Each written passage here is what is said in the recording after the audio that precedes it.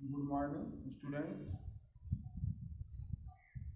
आज chapter first का unit first lecture third है, जियोग्राफी क्लास 12 का, जिसमें आपको आज के पहले फर्स्ट और सेकेंड लेक्चर में प्राकृतिक वनस्पतियों के बारे में, नेचुरल वेजिटेशंस के बारे में बताया गया था।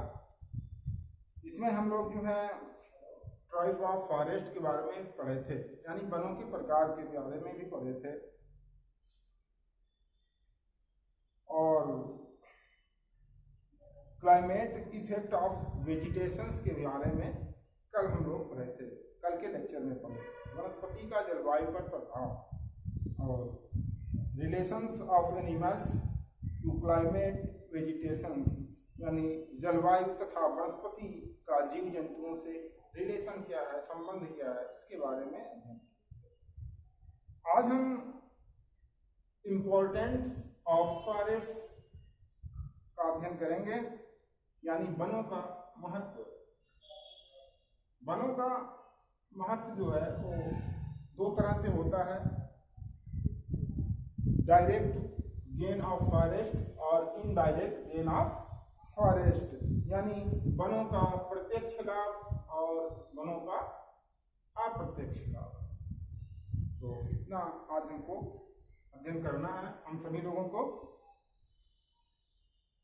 तो ध्यान दीजिएगा कि इम्पोर्टेंट ऑफ फॉरेस्ट आज के युग में, आज के वर्तमान के युग में या बहुत पहले से ही वनों का हमारे जीवन में बहुत ही अत्यंत महत्वपूर्ण योगदान रहा है।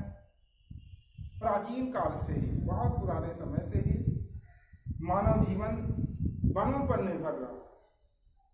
सभ्यता का विकास, मानव का विकास वनों के द्वारा ही हुआ, यानी मानव जीवन पूरी तरह से वनों पर निर्भर था। प्राचीन काल में वनों में रहना, वनों में घूमना, वनों से शिकार करना, वनों से प्राप्त कंदमूल फल खाना, वनों से जो है तमाम जड़ी बूटियां प्राप्त करना, ये सभी कार्य हो रहे थे और आज भी हो रहे हैं। आज भी जितना प्राचीन काल में वनों का महत्व था, उतना आज के भी समय में, वर्तमान समय में भी उससे कहीं अधिक आज वनों का इम्पोर्टेंस बढ़ गया है।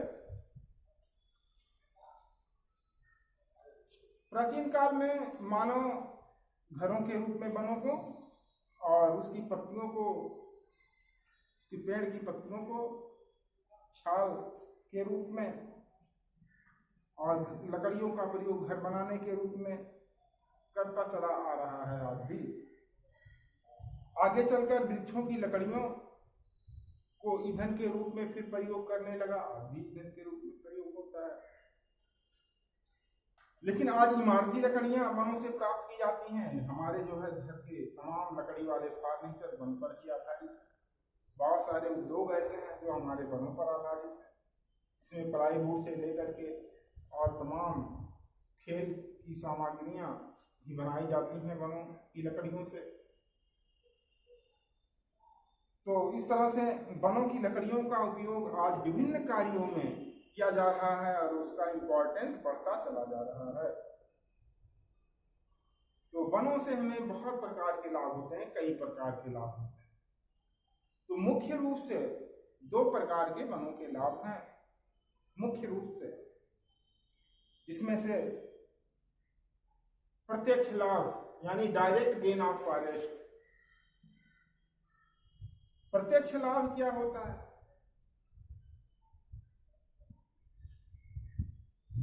प्रत्यक्ष लाभ, डायरेक्ट,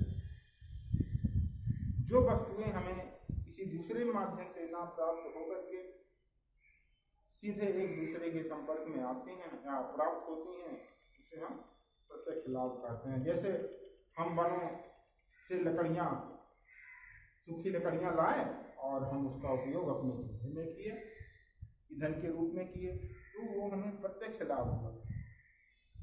अप्रत्यक्ष लाभ कैसे होता है?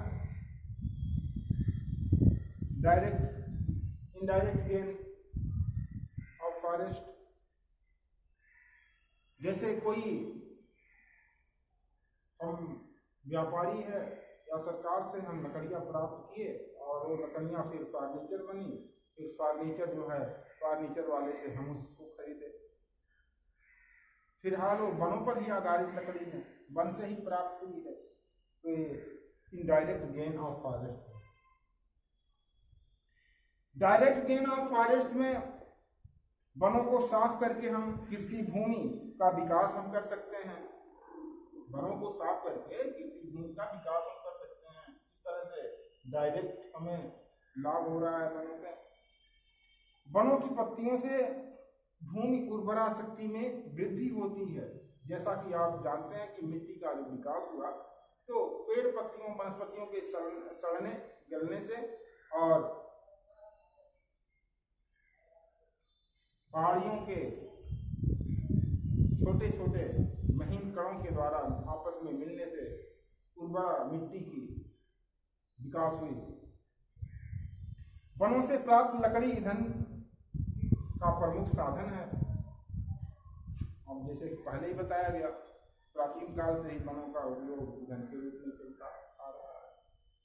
तो इस तरह से डायरेक्ट लाभ हुआ।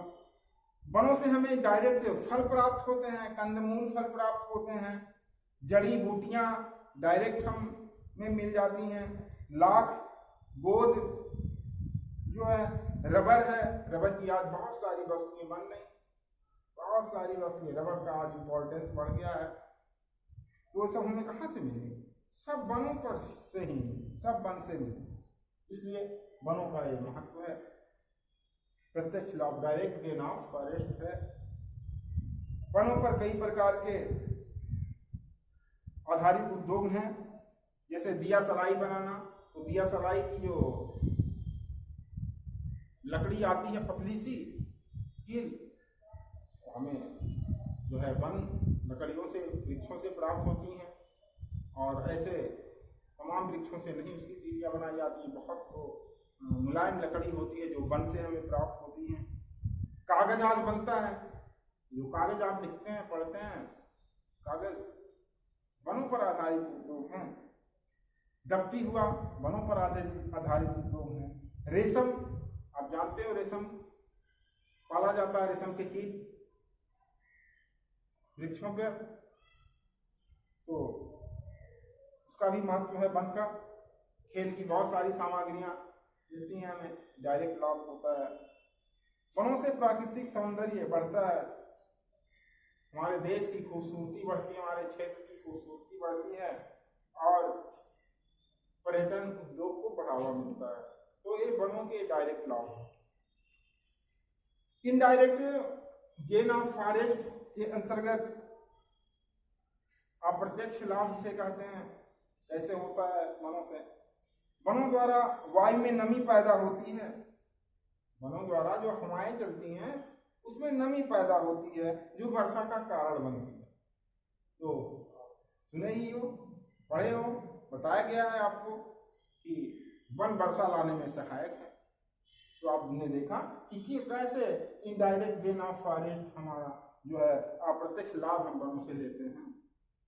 जिन लोगों को नहीं पता है कि वन के कारण वर्षा होती है, उन्हें वनों का इम्पोर्टेंस इतना नहीं पता चलेगा। जलवायु निर्धारण में वनों की प्रमुख भूमिका होती है।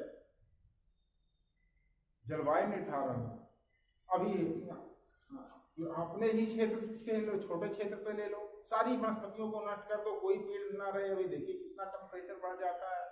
और अपने घरों के आसपास वृक्ष लगा दीजिए, देखिए कितना बढ़िया मौसम हो जाता है, ठंडा मौसम रहता है, हवाएं चलती हैं, ऑक्सीजन मिलता है। तो वनों से हमारे इनडायरेक्ट जो है गेन है, अप्रत्यक्ष लाभ है। वनों की जड़ें मिट्टी को रोकने में भी सहायक होती हैं। आज आप देख रहे हो कितनी विभीषिकाएं चल रही हैं, बाढ़ की विभीषिकाएं चल रही हैं। तो वन जो है मिट्टी की जड़ों को आपस में जकड़ी रहती हैं, मिट्टी को बहने नहीं देती हैं। तो इसलिए वनों का महत्व है। बाढ़ को रोकने में भी सहायक होते हैं। इनके द्वारा वातावरण स्वस्थप्रद व सुहावना हो जाता है। स्वस्थप्रद यानी वन अगर हैं तो वहां पे जो है गंदगी कम है, वहां हमें शुद्ध हवा, शुद्ध वायु मिलती है। गंदगी भरी वायु हमको नहीं प्राप्त होती है, ऑक्सीजन हमें शुद्ध मिलता है। इसलिए वो स्वस्थप्रद वातावरण बन जाता है।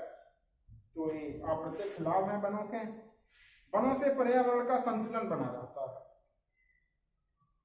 आप देख रहे हो इंसान अपने तमाम आवश्यकताओं की पूर्ति करने के लिए तमाम प्रकार का दोहन कर रहा है, तमाम गंदगी इधर उधर फैला रहा है, और वन क्या करते हैं, उसी को शुद्ध करते हैं। तो इस तरह से वनों का अप्रत्यक्ष लाभ है। और आज के लिए बस इतना ही, कल की क्लास में बाकी। Thank you.